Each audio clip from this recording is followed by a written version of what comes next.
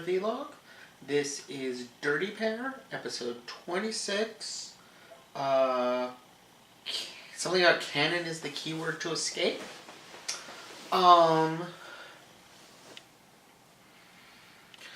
This was okay. It was far from the best episode of the series. That still goes to either the one with the trans woman or the one with the cat in the ridiculous car chase. But it was good. It was good to see an episode where Kay and Yuri work together. I feel like they kind of haven't been doing a great job of doing that in past episodes, and it was nice to see it in this one. And it was nice to see them both equally contributing. This wasn't a Kay saves the day episode or a Yuri saves the day episode. It was a Kay and Yuri save the day episode.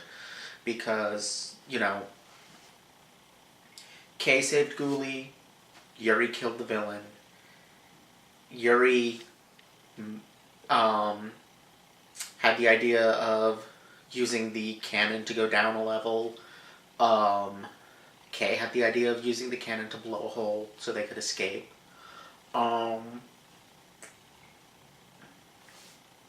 Yeah, so it was nice having that kind of equality of contribution.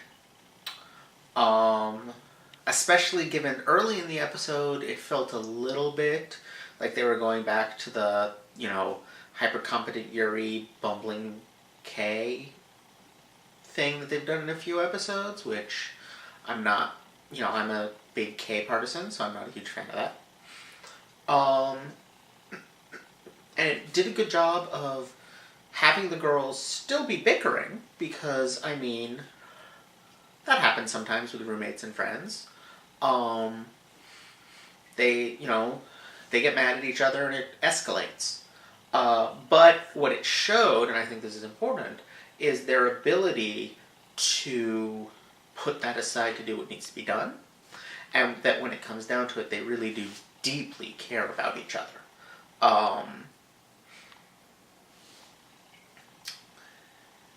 So it was good.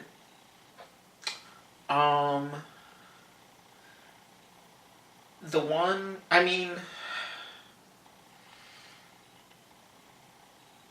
it wasn't great.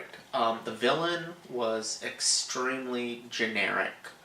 The 3WA has gone from a little iffy to why do Kay and Yuri even work for them now? They are clearly evil.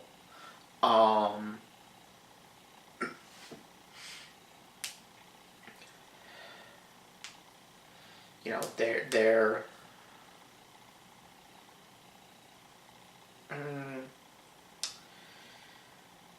so, it definitely is far from perfect, but it was an okay send-off for a show that very clearly is kind of tiring out. And I think that's the big thing. I feel like there is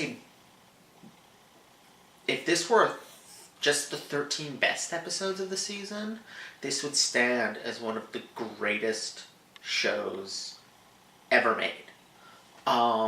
In any genre. As it is, it's a good show. But the quality is really uneven. And as it went on, it kind of declined.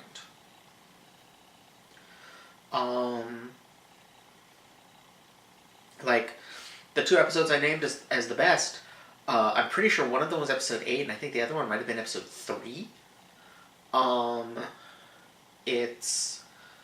The quality is all front-loaded. And that's kind of an issue, especially when you're trying to go out with a bang, and, this episode was not as spectacular as some others. Um,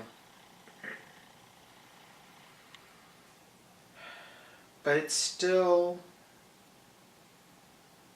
good stuff. So I guess I should talk a little bit more about the series as a whole. This was clearly profoundly influential. Um,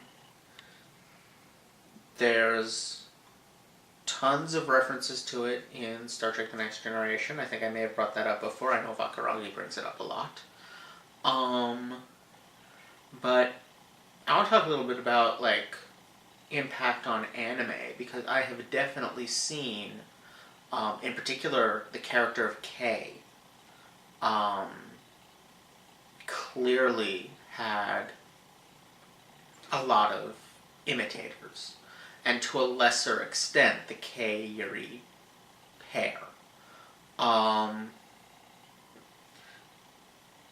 going to the first anime I ever saw, Lena Inverse is clearly heavily influenced by Kay. And in fact, I think a lot of the difference between the anime and novel versions of Lena can be attributed to Kay.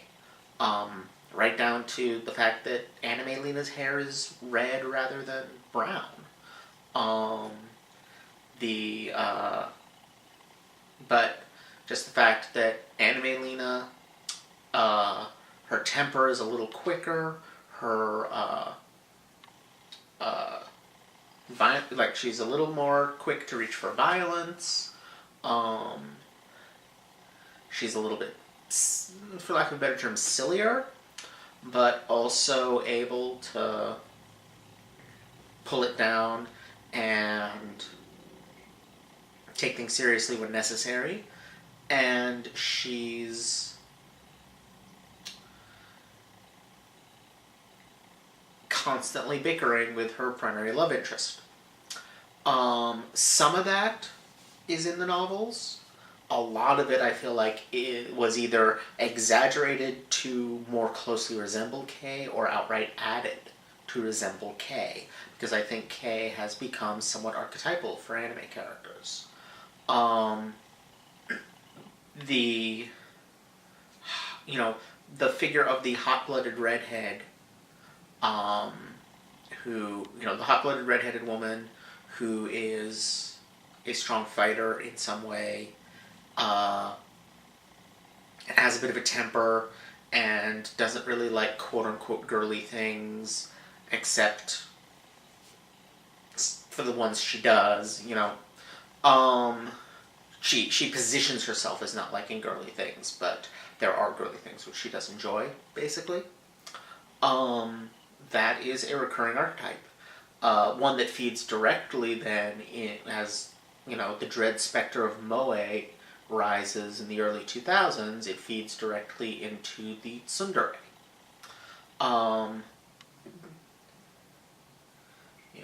And kind of the big influence on the tsundere figure, Asuka, is basically also, I think, owes a lot to Kay. She's proud and quick to anger, and has, a tsundere, as, Kay and Yuri kind of both are, if you take them as, if you ship them, which I don't see how you could watch this show and not ship them. They're both pretty tsundere, but they're the two different types. I forget which is type A and type B, but Kay is the kind that is outwardly generally tough and even a little mean, but has a soft spot that she shows to Yuri, while Yuri is, outwardly the sweet one, but she has a temper that she mostly only shows to Kay.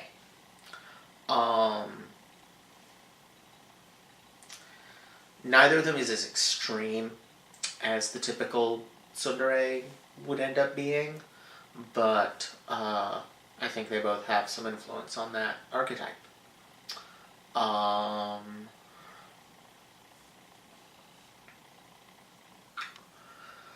There's also a lot of stuff which has that kind of pair of the, more rough and tumble girl and the, sweeter, more Yamada Nadeshiko-ish girl. That predates Dirty Pair a lot, but Dirty Pair really put it into and used it for science fiction. And I think that's why going forward we start seeing it in a lot of science fiction anime. The first example that's coming to mind is Gurren Lagann with Yoko and Nia, but there's plenty of stuff before that. Yoko and Nia themselves are expressions of what had by then become mecha anime cliches. And in lots of different genres you find that pairing. You find it in the Slayers. Sylphiel is quite a Yuri type. They go a little different there because Lena really dislikes Sylphiel, but it's still a present thing. I think the Lena Naga dynamic, though Naga is not that much like Yuri at all, I think the Lena Naga dynamic owes a lot to it too. And I know I'm talking about the Slayers a lot for what's ostensibly a Dirty Pair vlog, but I'm trying to talk about Dirty Pair's legacy. When it comes down to it, it was a well-executed, silly little science fiction show that had moments that were truly sublime.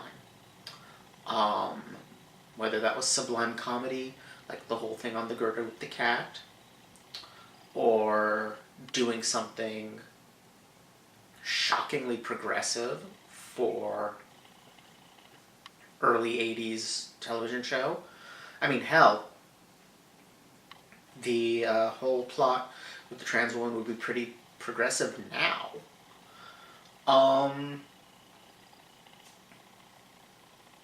But in between is a lot of stuff that, while entertaining, is not genius. It is a good show. It is kept from being a great one, I think, by just trying to do too many episodes. It's kept from being a great one by how much other stuff there is. And I think that shows towards the end as they're kind of fizzling out. Now, I'm not certain if I'm supposed to continue on to the OVAs next month. I need to determine that, because these are commissioned vlogs, which I should have mentioned at the beginning. But I think I am. I'm not sure. If I am, I look forward to that. If not, this was an okay ending. Something about the episode leaves me vaguely dissatisfied. I think maybe just the degree to which it was a kind of a generic Dirty Pair episode. But there are far worse things to be than a typical episode of Dirty Pair. So, I'll take it. I think that's about it. Thank you all for watching.